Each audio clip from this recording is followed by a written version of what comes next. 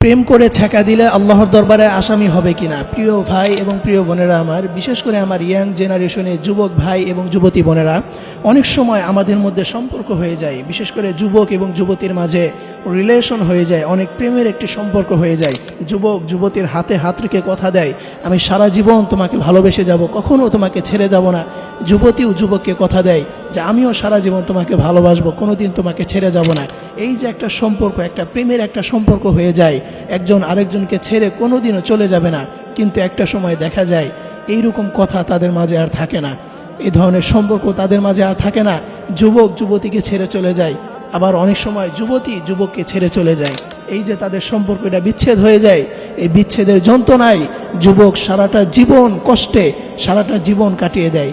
এই যুবক সেই কষ্ট সহ্য করতে পারে না, সারা রাত কান্না করতে করতে বালিশ ভিজিয়ে ফেলে। তার যে বিচ্ছেদ, এই বিচ্ছেদের যন্ত্রণায় সে আর থাকতে পারে না। অনেক সময় এই ব্যাপারে অনেকে প্রশ্ন করে থাকেন যে এই যে তাদের মাঝে একটা বিচ্ছেদ হয়ে গেল, একজন আরেকজনকে কথা দিয়ে কথা রাখতে পারলো না, একজন আরেকজনকে কষ্ট দিয়ে দিল, এই জন্য কি কিয়ামতের দিন আল্লাহর দরবারে আসামি হবে কিনা? কিংবা এই যে যুবক যুবতীকে কষ্ট দিল, অথবা যুবতী যুবকের সাথে কথা ঠিক রাখলো না, এই জন্য কি আল্লাহর দরবারে কোনো জবাবদিহিতা করা লাগবে কিনা? তো প্রিয় ভাই, এই ব্যাপারে আসলে আল্লাহর দরবারে কোনো জবাবদিহিতা করা লাগবে কিনা, এটা আমরা জানবো।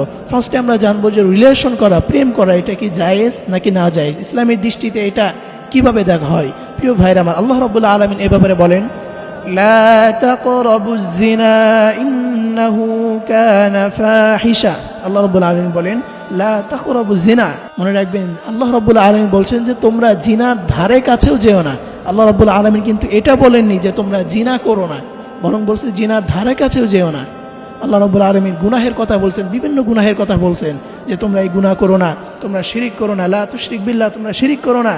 আরও বিভিন্ন ধরনের গুনাহের কথা আল্লাহ রাব্বুল আলামিন বলছেন তোমরা এটা করো না। কিন্তু জিনার ব্যাপারে আল্লাহ রাব্বুল আলামিন বলছেন যে তোমরা জিনা করা তো দূরের কথা, বরং তোমরা জিনার ধারে কাছেও যেও না। প্রিয় ভাইরা আমার, এটার মানে কি? অর্থাৎ কোনো যুবক যুবতীর মাঝে যদি প্রেমের সম্পর্ক হয়ে যায়, একজন আরেকজনের সাথে যদি কথা বলে, এই ব্যাপারে শয়তান তাদের মাঝে একটা ধোঁকা সৃষ্টি করতে পারে, একজন আরেকজনের প্রতি আকৃষ্ট, খারাপ ধারণার প্রতি, খারাপ কাজের প্রতি, জিনাহের প্রতি তাদেরকে নিয়ে যেতে পারে। এই জন্য আল্লাহ রাব্বুল আলামিন বলছেন লা তাকরাবুজ জিনা, জিনার ধারে কাছেও যেও না। অর্থাৎ এই যে প্রেমের সম্পর্ক, মেয়ে ছেলের সাথে কথা বলা, ছেলে মেয়ের সাথে কথা বলা, এই ধরনের কাজ করো না। এটাই হচ্ছে জিনার ধার, এটাই হচ্ছে জিনার নিকটবর্তী। আল্লাহ রাব্বুল আলামিন এটা নিষেধ করেছেন। জিনা করা তো দূরের কথা, আল্লাহ রাব্বুল আলামিন বলছেন জিনার ধারে কাছেও যেও না। অতএব প্রিয় ভাই, প্রথমে আমরা জানলাম যে প্রেম করা, রিলেশন করা, এটা হচ্ছে সম্পূর্ণ নাজায়েজ, এটা আল্লাহ তাআলা নিষেধ করে দিয়েছেন। এখন যদি কেউ এটা করে ফেলে, তাহলে এই ব্যাপারে আল্লাহর দরবারে কোনো জবাবদিহিতা করা লাগবে না। কিন্তু সে যে আল্লাহর নিষেধের বাহিরে, ইসলামের শরীয়তের বাহিরে যে এই কাজটি করলো, একটা হারাম কাজ যে সে করলো, এই জন্য তাকে অবশ্যই জবাবদিহিতা করতে হবে। অর্থাৎ সে যে একটি হারাম কাজ করেছে, এই জন্য তাকে এটার জন্য জবাবদিহিতা করতে হবে। আল্লাহ রাব্বুল আলামিন এটার জন্য তাকে পাকড়াও করবে। এবং সেকেন্ড, দ্বিতীয় নাম্বারে হচ্ছে, আপনি যে মানুষকে কষ্ট দিলেন, আপনি তাকে বলেছেন সারা জীবন তাকে ভালোবাসবেন, কখনো তাকে ছেড়ে যাবেন না, এই যে তাকে একটা আশা দিয়ে রেখেছেন, সে আপনাকে সব থেকে বেশি আপনাকে ভালোবাসতো, কিন্তু একটা পর্যায়ে আপনি তাকে যে কষ্ট দিয়েছেন, এই কষ্টের জন্য অবশ্যই আপনাকে আল্লাহর দরবারে জবাবদিহিতা করা লাগবে। এবং দুনিয়াতেও আপনি কখনো শান্তিতে থাকতে পারবেন না। আপনি একটা মানুষকে কথা দিয়েছেন, তার প্রতি আপনি মায়া বাড়িয়েছেন, কিন্তু একটা পর্যায়ে তাকে যদি আপনি কষ্ট দিয়ে থাকেন, এই যে একটা কষ্ট, সে আপনার থেকে কষ্ট পেয়েছে, এই জন্য দুনিয়াতেই আপনি এটার ফল পেয়ে যাবেন, আপনি দুনিয়াতে ভালো থাকতে পারবেন না। এই জন্য প্রিয় যুবক এবং যুবতী বোনেরা, কখনো এই কাজটি করবেন না।